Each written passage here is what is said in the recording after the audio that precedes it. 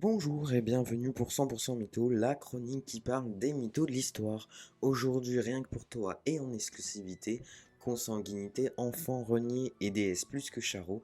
Aujourd'hui, en 3 étapes, je vais te parler des bases de la mythologie grecque.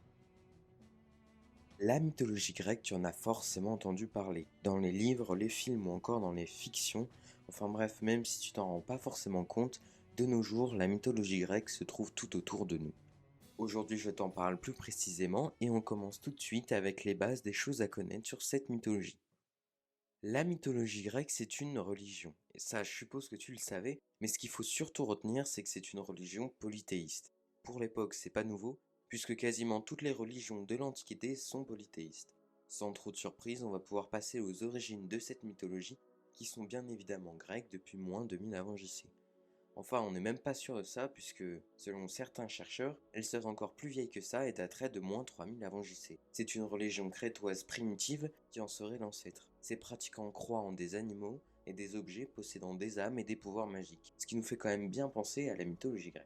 D'ailleurs, on peut les remercier parce que pour l'époque, le choix du format n'est pas très varié. Comme source écrite, on peut citer la Théogonie d'Hésiode ou encore les œuvres d'Homère comme l'Odyssée d'Ulysse. Grâce à eux, les infidélités de Zeus, le côté charreau de quelques déesses comme Gaïa sont toujours au goût du jour et les consanguinités entre dieux font toujours débat parmi les passionnés du monde entier.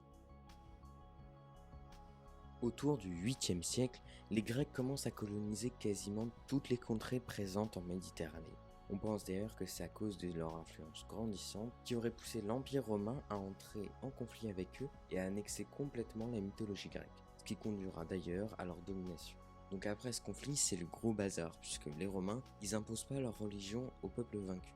Ils trouvent même sympa l'idée. Du coup, ça fait que chaque dieu a deux noms. Par exemple, Zeus se retrouve avec Jupiter, Aphrodite Vénus, Apollon Phébus, Arès Mars, Athéna Minerve, Hadès Pluton, Héphaïstos Vulcane, Héra Junon, Hermès Mercure, Poséidon Neptune. Cette chronique est déjà terminée.